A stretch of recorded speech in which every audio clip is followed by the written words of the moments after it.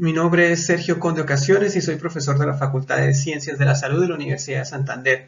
Hago parte del equipo de investigadores del Laboratorio de Neurociencias. Bienvenidos a este nuevo espacio en esta Semana del Cerebro 2021. Hoy quisiera hablarles un poco sobre cómo el cerebro procesa la información visual. Así que comencemos. Ver para creer. Esta es la frase que comúnmente surge cuando nuestro escepticismo se hace presente. Cuando tenemos dudas sobre qué tan cierta es la realidad que se nos presenta, le confiamos a nuestro sentido de la visión la última palabra. Es claro que no siempre esta frase tiene un sentido literal, pero sí demuestra la importancia de la visión en la construcción de esa idea que tenemos de lo que es el mundo. Y claro, ¿cómo no? Si el mundo está lleno de formas y colores y todo lo que existe en él está ahí, frente a nuestros ojos. Solo tenemos que tomarnos el tiempo de verlo. Ese mundo, ese que está de los ojos hacia afuera, siempre nos ha maravillado. Pero ¿cuántas veces han pensado en el otro mundo? Ese que hay de ojos para adentro. ¿Son ustedes conscientes que tenemos una máquina increíble que transforma luz en impulsos nerviosos? Y que esa máquina transmite todos esos impulsos de forma tan organizada que se transforman en nuestra mente casi que instantáneamente en cosas, lugares y personas. Si nos detenemos un segundo a pensar en eso, es algo realmente impresionante. No es difícil imaginar que esa máquina, a la que llamamos sistema visual, sea muy sofisticada. Tardó millones de años de evolución para perfeccionarse, y aunque sabemos algunas cosas sobre su funcionamiento, todavía nos queda un largo camino por delante para realmente entenderla. Sin embargo, ya hemos descifrado algunas cosas.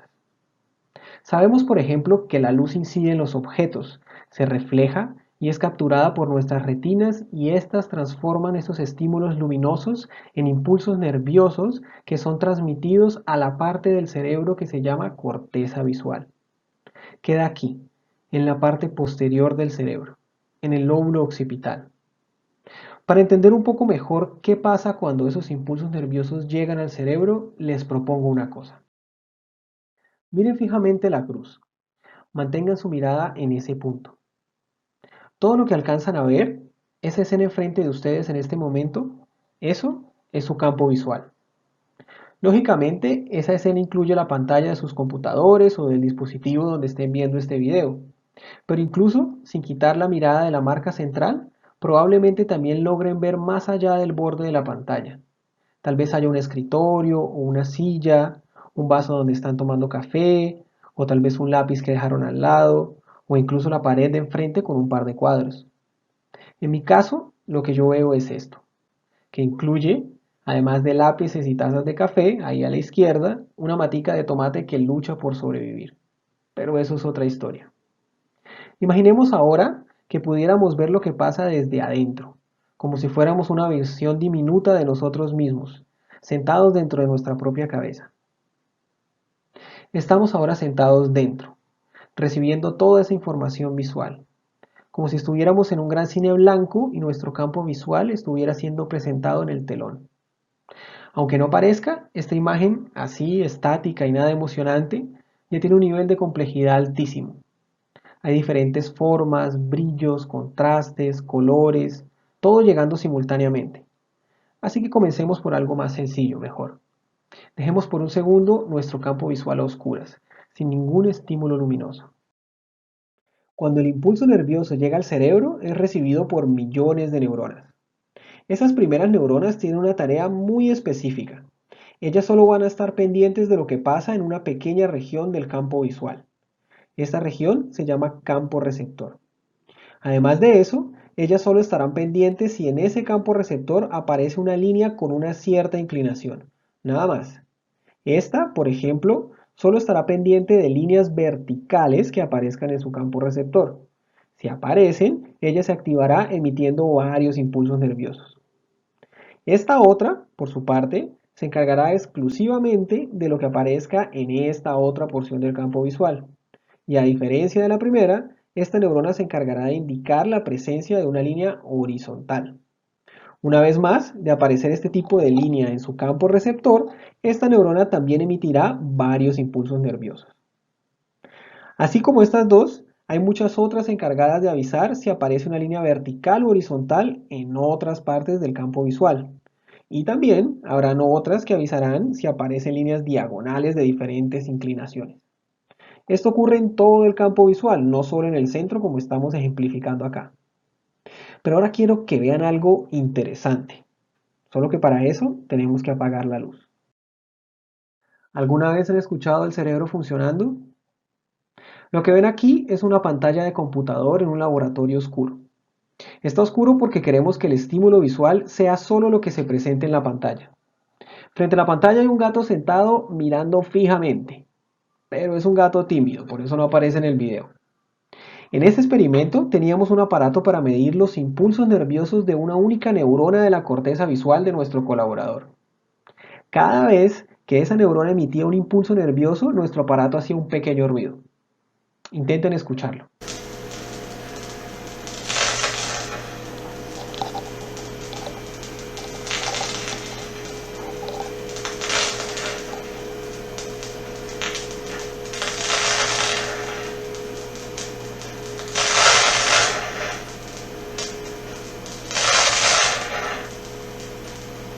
Intenten descubrir en dónde más o menos estaba el campo receptor de esa neurona. Y además de eso, cuál era la línea que la hacía emitir más impulsos nerviosos.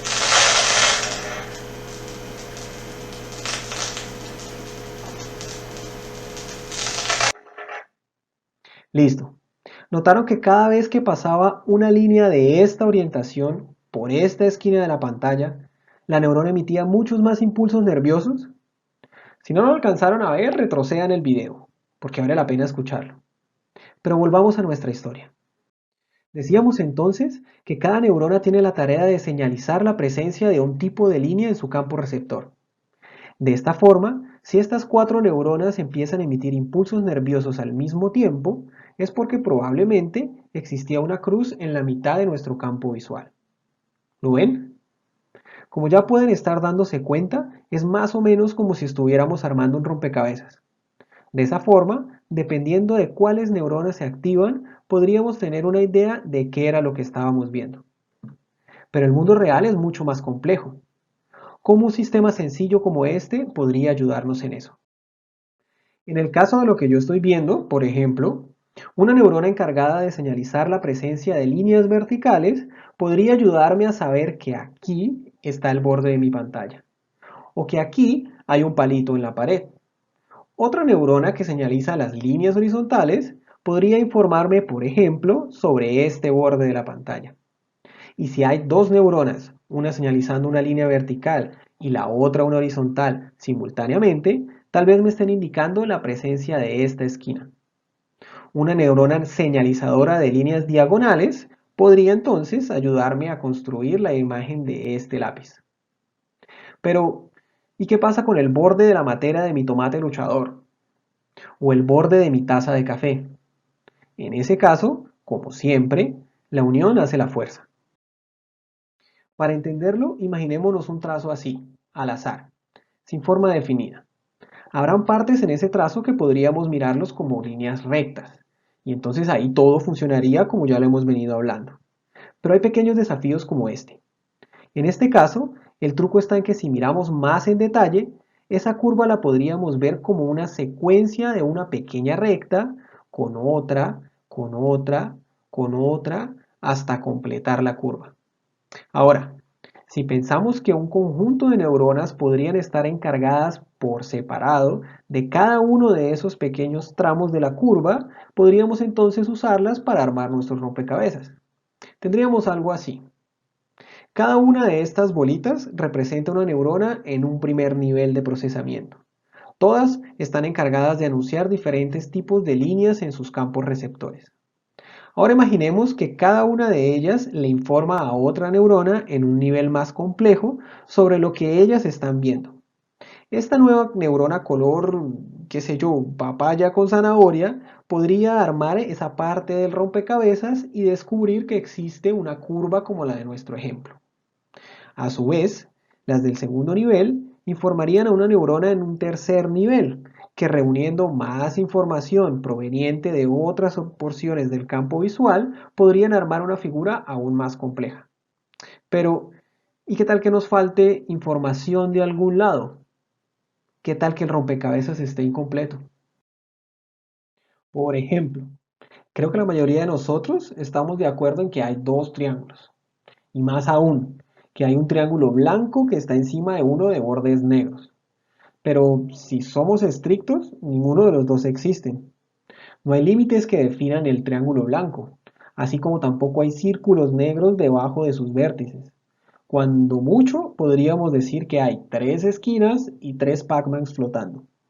Sin embargo, esas piezas están alineadas y colocadas en posiciones que hacen que nuestro cerebro inevitablemente tienda a completar lo que haría falta para obtener lo que esperamos, lo que suponemos, lo que ya hemos conocido antes.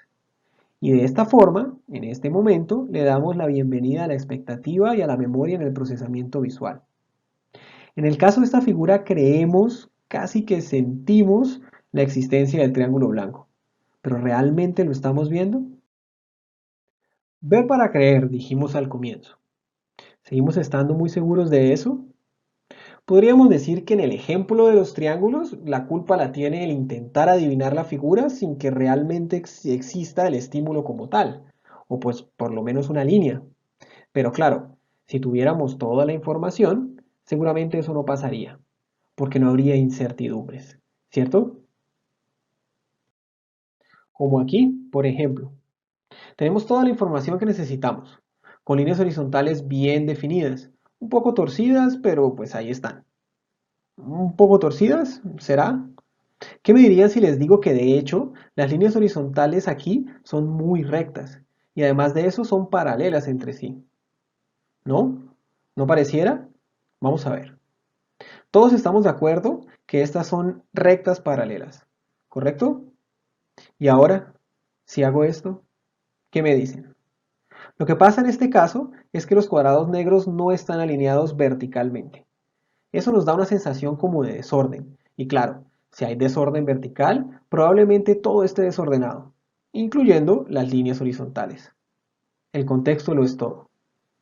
Ahora, esta imagen es poco probable que nos la encontremos en nuestro día a día. ¿Qué tal algo un poco más parecido a la realidad? Miremos este tablero de ajedrez. Tenemos aquí dos cuadros marcados con A y B. ¿Esas casillas son de la misma tonalidad de gris o diferente? ¿Qué creen? Sé lo que pensaron, pero ¿están seguros? Bueno, vamos a ver. Pongamos estos dos recuadros grises aquí. Creo que estamos de acuerdo que ambos son de la misma tonalidad, ¿cierto? Y si simplemente los movemos y los ponemos encima de A y B y comparamos, no cambiamos ninguna tonalidad de los recuadros, solo los desplazamos. ¿Pero por qué ahora se ven diferentes? ¿No eran recuadros iguales? Sí, de hecho lo son. ¿No están convencidos? Hagamos lo siguiente. Pongamos una franja de un gris uniforme aquí. Y entonces vamos a unir A y B con ella. Y ahora, si A y B fueran diferentes, veríamos el contraste de la franja con alguno de los dos cuadros. Ah, pero claro, deben creer que hay algún truco de animación. De lo contrario, es imposible. Bueno, tal vez este de aquí sea un mejor ejemplo. ¿Qué dicen? ¿Creen que A y B son de la misma tonalidad o diferente? Este es aún más fácil. ¿Siguen muy seguros? ¿Y si cubro este borde entre las dos áreas? ¿Son A y B diferentes? ¿Siguen pensando que pueden ser un truco de edición? Entonces hagamos una cosa. Pruébenlo ustedes mismos. Con su dedo, cubran el borde entre las áreas. Pónganlo aquí, cubriendo esta área demarcada. Háganlo, sin pena. Yo les doy unos segundos. ¿Qué tal? ¿A y B son diferentes? ¿Se convencieron? En este caso, la clave está en el alto contraste del borde que acaban de cubrir. Ese borde nos muestra un lado oscuro y uno claro, lo que nos lleva a pensar en contraste, en iluminación, lo que nos lleva a decir, sí, al de abajo le llega más luz. Por eso el gris obviamente debe ser más claro. Estas ilusiones nos enseñan algo importante. Nuestra percepción, en este caso visual, no depende únicamente del estímulo que viene de afuera. Depende también del contexto en el que ese estímulo aparece. Depende de nuestras experiencias, de nuestras expectativas. Todo eso modula nuestra percepción.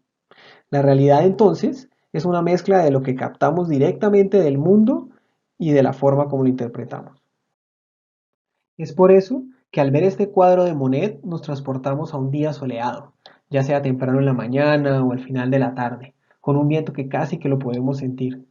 Pero para poder lograr percibirlo así, fue necesario colocar trazos, colores y contrastes correctos en lugares correctos. En este momento, nuestras neuronas están transmitiendo información de todos los elementos de esa pintura, pero son nuestras memorias, predicciones, expectativas, las que crean la realidad que experimentamos al verla. Y valiéndose de eso, a pesar del cuadro ser uno solo, Monet logró crear tantas realidades como personas contemplando su obra. No discuto esta famosa frase. La visión es algo tan espectacular que creerle pareciera inevitable. Solo espero que después de hoy también consideremos ese otro lado, el lado de adentro. Y tal vez debamos entonces incluir una nueva frase a nuestra forma de ver el mundo. Creer para ver. Así que la próxima vez que contemplemos el mundo, acordémonos que al menos parte de su belleza es nuestro propio mérito, mérito de nuestra propia cabeza. Bueno, espero haber ayudado a entender un poco mejor cómo funciona el procesamiento visual. Espero los dejado con mucha curiosidad, con algunas pulgas atrás de la oreja y sobre todo con ganas de saber más. No dejen de explorar todo lo que la Semana del Cerebro tiene preparado para ustedes. Así que muchas gracias y hasta la próxima.